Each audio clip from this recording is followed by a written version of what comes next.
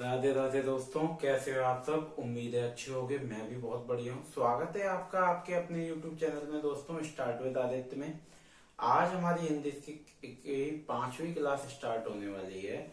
4 class हम complete कर चुके थे, जिसमें हमने वर्णमाला को पढ़ा, स्वर को पढ़ा, व्यंजन को पढ़ा और उनके कुछ PYQ को प्रैक्टिस भी कर लिया कि कैसे क्वेश्चन बनते हैं। जबकि मैं आपको साथ साथ बताते चलता हूँ दोस्तों कि कैसे प्रश्न बनेंगे। चलिए, बहुत अच्छा रहा कि आपने इतना सहयोग किया। आप क्लास को देखते जा रहे हैं, मुझे बहुत अच्छा लग रहा है।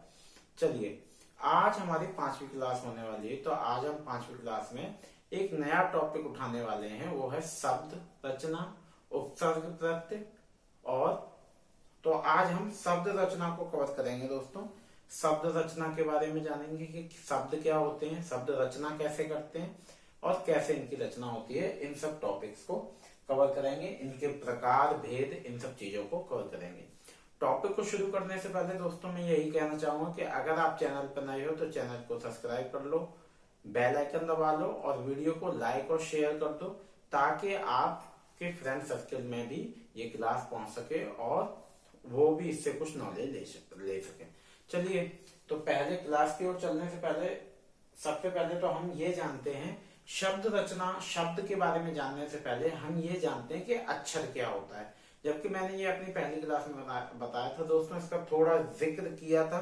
तो अक्षर क्या होता है इसको जानते हैं। तो दोस्तों, जो ध्वनि को हम एक सांस में बोल लें या उसका प्रयत्न एक सांस में बोलने का प्रयत्न करें, उसे हम अक्षर कहते हैं। कोई भी ध्वनि को अगर हम एक सांस में बोलते हैं उसे हम अक्षर कहते हैं। समझ गए। चलिए, अब अक्षर क्लियर हो गया। अब हम जल्दी से चलते हैं दोस्तों। आइए ऊपर अपने बोर्ड की ओर देखते हैं। तो शब्द रचना के बारे में पढ़ेंगे। हमारी 5वीं क्लास है दोस्तों। मैं आपसे, आप आराम से क्लास लीजिए। मैं आपको ये बात गारंटी से कहता हूँ, मैं आपको श्योर दिलाता हूँ कि हिंदी में आपको ऐसा दिमाग में घुसा दूंगा कि आपको कुछ नोट्स बनाने की और कोई और पढ़ने की जरूरत नहीं है। दोस्तों, इतनी मेहनत लगती है इस क्लास को बनाने में, आप भी देख रहे हैं कितनी मेहनत लगती है। मैंने यहाँ कोई भी डेफिनेशन नहीं लिखी है। आप क्लास को पूरा देखेंगे, मुझे सुनेंगे, तो आपको हर एक वर्ड का मतलब समझ में आएगा। पहले मैंने आपके लिए पूरी, लेकिन अब मैं सिर्फ आपको बताऊंगा। कुछ की पॉइंट्स हैं जो मैंने आपके लिए लिख दिए हैं, अब मैं आपको बताऊंगा। तो दोस्तों, मेरी आपसे यही गुजारिश है कि वीडियो को पूरा देखें। और दोस्तों, जब इतनी मेहनत करने का क्या फायदा जब आपको समझ ही ना आए, है ना। मेरी क्लास तो बैठ जाएगी।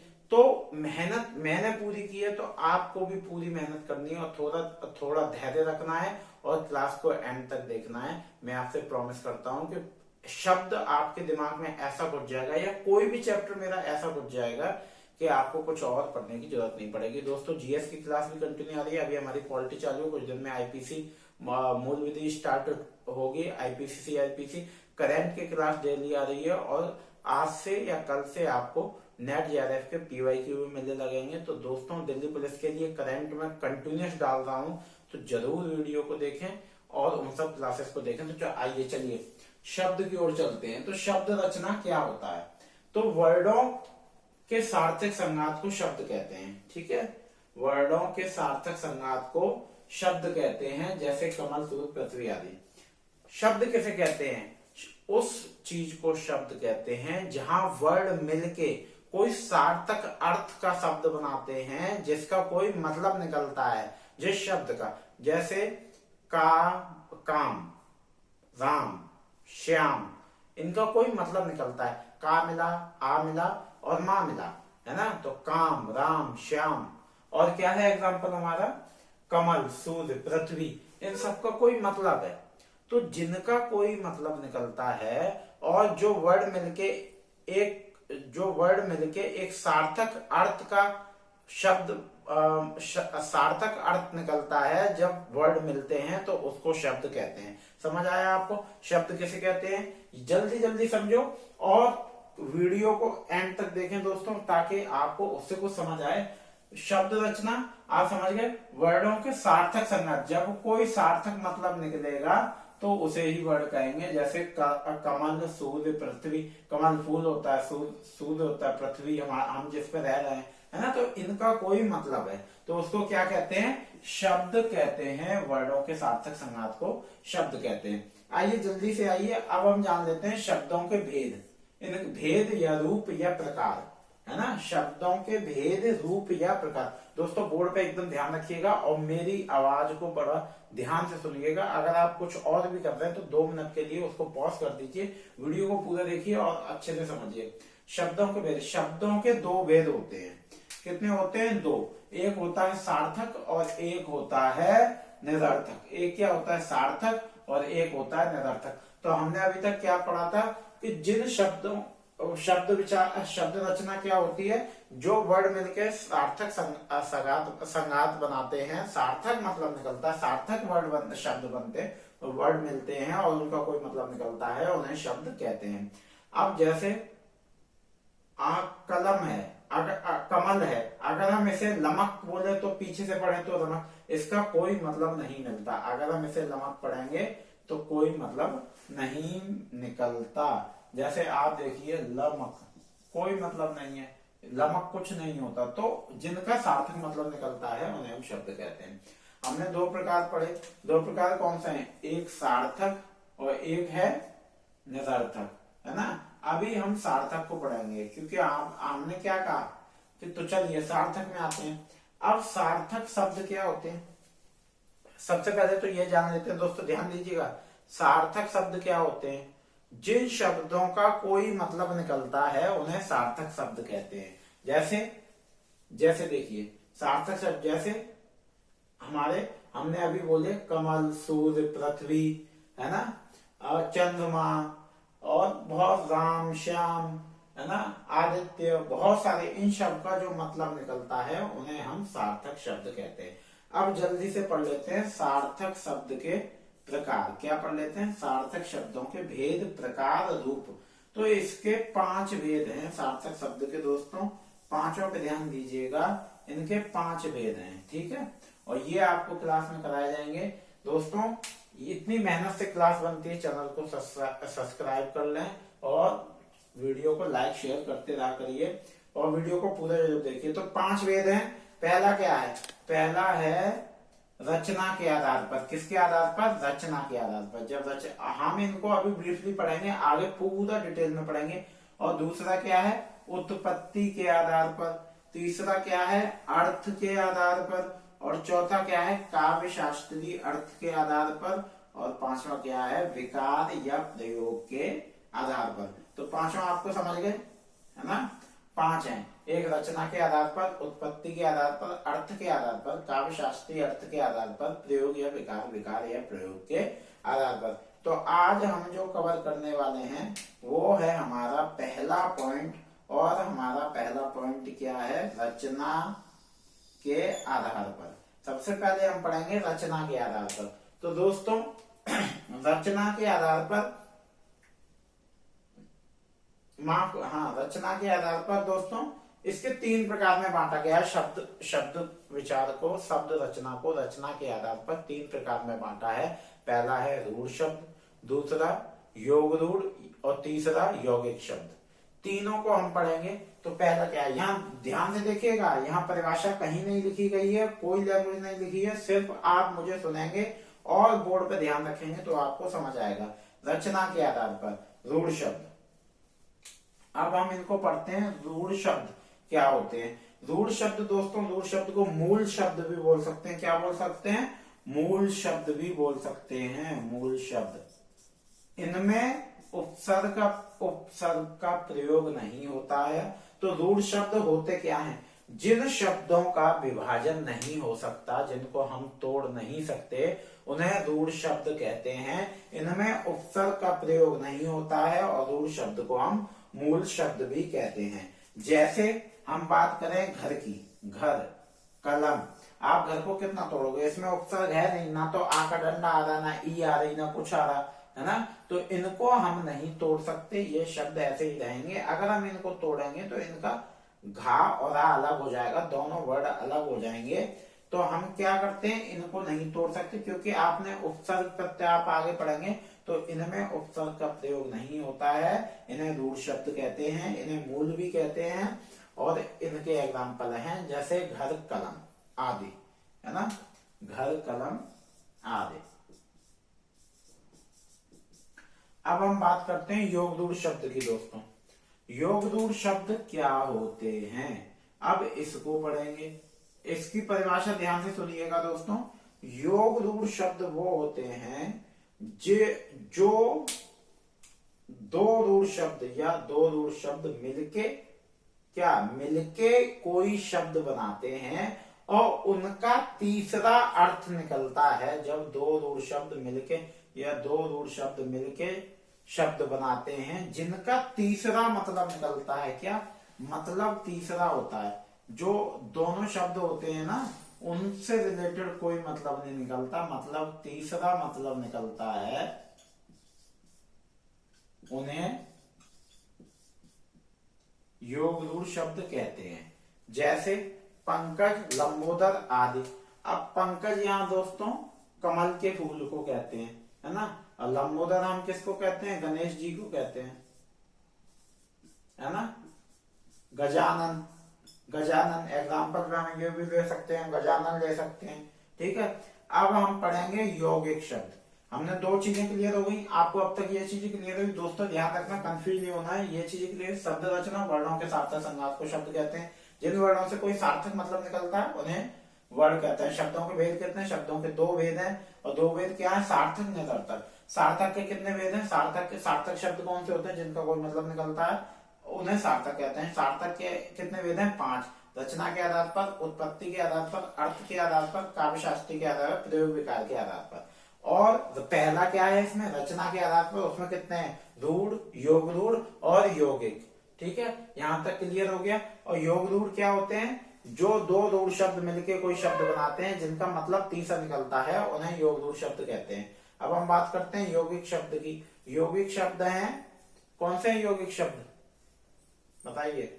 हमने योग रूढ़ पढ़ लिया, रूढ़ पढ़ लिया।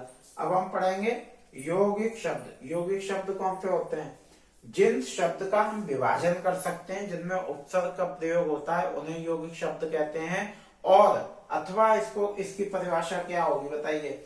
इसकी परिभाषा यही होगी कि जो दो दूर शब्द मिलके कोई शब्द बनाते हैं लेकिन उनका मतलब उन्हीं से संबंधित निकलता है, उन्हें यौगिक शब्द कहते हैं। मतलब कैसा निकलेगा, उन्हीं से संबंधित,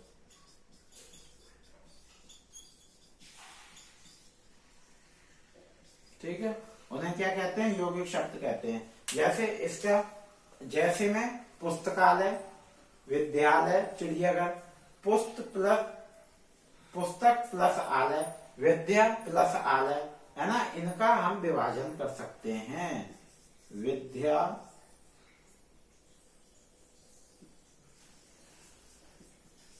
प्लस आलय, ठीक है दोस्तों। चलिए अब हम पढ़ेंगे दूसरा क्या था, उत्पत्ति के आधार पर अथवा जन्म के आधार। दोस्तों ये क्लास आपको बहुत लोग पेड बेचते हैं, मैं आपको फ्री दे रहा हूं। बस आप इतना करिए कि चैनल को सब्सक्राइब करिए और वीडियो को पूरा देखते रहिए अंत तक, ताकि आप पूरा चैप्टर समझ सकें। अगली क्लास हमारी अगले दिन आएगी, जो इसके 3 प्रकार बचे हैं वो हम अगली क्लास में इसको कवर करेंगे। उत्पत्ति के आधार पर दोस्तों क्या है, उत्पत्ति के आधार पर है तत्सम शब्द, जैसे बालक, पिता, माता आदि। अब हम ये जान लेते हैं कि तत्सम शब्द क्या होते हैं। तत् प्लस सम, अब आप इसको समझिए, तत् प्लस सम। तो तत् का मतलब होता है संस्कृत, सम का मतलब संस्कृत, समान। तो जो संस्कृत के समान, जो शब्द, यहां परिभाषा कहीं नहीं लिखी, आप ध्यान दें, जो शब्द संस्कृत से निकल के आते हैं उन्हें तत्सम शब्द कहते हैं। जो शब्द संस्कृत से आए हैं उन्हें तत्सम शब्द कहते हैं। जैसे बालक, राज्य, पिता, माता आदि, और इसमें प्रजा भी हो सकता है, और कई सारे हैं आदि। तो ये आप समझ गए। अब हम बात करते हैं, आगे चलते हैं, तद्भव शब्द क्या होते हैं, ठीक है। तद्भव शब्द को पढ़ेंगे। तत्सम तक क्लियर हो गए। तद्भव शब्द है दोस्तों, तद्भव शब्द, जो शब्द संस्कृत से आए थे वो तत्सम थे, और जो शब्द किसी दूसरी भाषा से आए हैं, संस्कृत से आए, लेकिन वो अपना रूप बदल लिया है, उन्होंने अपना रूप बदल लिया है, वो चेंज हो गए हैं, उन्हें हम क्या कहते हैं, तद्भव शब्द कहते हैं। आए तो संस्कृत से हैं, लेकिन आके इन्होंने अपना वेशभूषा बदल लिया। जैसे गांव का बच्चा शहर गया और जाके जीन्स और वहां के मॉडर्न कपड़े पहनने लगा, तो वो तद्भव हो गया। और वो गया धोती कुर्ते में और धोती कुर्ते में ही रहा, तो वो तत्सम हो गया। समझ गए आप? जो अपना रूप बदल लेते हैं, बाहर पढ़ने जाते हैं, वो कौन से होते हैं? तद्भव व्यक्ति। मान लीजिए शब्द हम मजाक के लिए या आपको समझाने के लिए। और जो लोग अपना रूप नहीं बदलते हैं, वो तत्सम व्यक्ति कहलाते हैं। तो जैसे ही तत्सम शब्द, तद्भव शब्द। इसमें जैसे काम, बरस, माँ आदि। अब जैसे काम का क्या था? कार्य होता है ना? संस्कृत में क्या है? तत्सम में क्या है? कार्य। और माँ का क्या है? माता, जो मैंने आपको ऊपर बताया आदि। तो इन्होंने अपना क्या बदल लिया? रूप बदल लिया। जब रूप बदल लिया तो क्या हो गया? ये तद्भव हो गए। अब हम पढ़ेंगे देशज शब्द के बारे में। देशज शब्द क्या होते हैं? जैसा कि आप नाम से ही समझ पा रहे होंगे, देशज देसी शब्द है ना। तो देसी शब्द क्या होते हैं? स्थानीय भाषा तथा उपभाषा के शब्द, है ना। ग्रामीण क्षेत्रों की भाषा जो कहीं और आगे नहीं जा पाती है, उसी क्षेत्र में सिमट के रह जाती है, वहीं की वहीं बोली जाती है। जैसे हमारी आपकी एक लोकल लैंग्वेज होती है, वो सिर्फ उतने ही जगह बोली जाती है, उसको कहते हैं देशज शब्द, देसी शब्द। इसके एग्जाम्पल में ले लो आप खाट। क्या ले लो? खाट। खाट देखिए कहीं बोली जाती है। मेहरारू, मेहरारू दोस्तों वाइफ को बोलते हैं। लोटा, लोटा देखते हैं, बोलते हैं सुबह लोटा लेके जाते हो, है ना। आप भाई लोटा लेके मत जाइएगा, क्योंकि अब तो फाइन है, खुले में गंदगी नहीं करनी है ना। तो हर घर शौचालय का स्कीम चली है ना, तो आप लोटा लेके कोई मत जाना, ठीक है। चलिए अब हम आगे पढ़ेंगे विदेशी शब्द। विदेशी शब्द, विदेशी शब्द कौन से होते हैं? आप नाम से ही समझ पा रहे होंगे।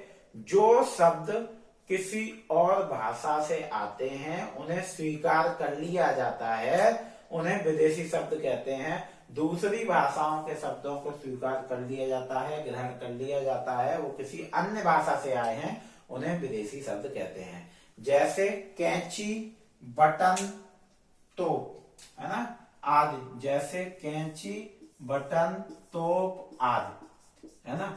अब आप यहाँ पे ये समझिए, ये नीचे अलग क्यों लिखे हैं जैसे में? देखिए दोस्तों, ये क्या है? ये आते हैं, लेकिन इनका थोड़ा बहुत रूप भी बदल जाता है। अब ये क्या है? जो विदेशी भाषा के शब्द किसी और भाषा के शब्द ज्यों की त्यों स्वीकार कर लिए जाते हैं, उन्हें भी विदेशी शब्द कहते हैं। इनमें थोड़ा रूप बदल जाता है, और ये ज्यों की, जैसे एग्जाम्पल में ऑफिस, आप डेली यूज करते होगे। ऑफिस, कहाँ जा रहे हो? ऑफिस, ऑफिस, है ना। कागज, ये कैसे हैं? विदेशी शब्द है। अब चलो हम लास्ट पे आते हैं। पांचवा पॉइंट है हमारा संकर शब्द। संकर शब्द क्या होते हैं? जैसे आप नाम से ही समझ पा रहे होंगे, मिश्रण। जो शब्द दो भाषाओं के मिश्रण से बने हो, दो भाषाओं के मिलने से बनते हैं, उन्हें हम संकर शब्द कहते हैं। ठीक है, समझ आया? जो शब्द दो भाषाओं से मिलकर बने होते हैं, उन्हें हम संकर शब्द कहते हैं। जैसे यह संकर शब्द कहलाते हैं। जो शब्द दो भाषाओं के मिश्रण से बने होते हैं, वो संकर शब्द कहलाते हैं। जैसे जांच करता, आप इसमें देखिए जांच प्लस करता। अब जो जांच वर्ड है वो कहाँ का है? हिंदी का। और कर्ता कहाँ से लिया गया? संस्कृत से। और इन्होंने एक शब्द बना दिया, उसका नाम क्या है? जांच करता। समझ आए? ये पूरा टॉपिक क्लियर हुआ? हमने यहाँ तक पढ़ा, सब क्लियर हुआ। ये बहुत इंपॉर्टेंट क्लास है दोस्तों, तो क्लास को पूरा देखिएगा, है ना। इंपॉर्टेंट क्लास है। विदेशी शब्द हमने क्या पढ़ा? उत्पत्ति के आधार पर कितने? 5।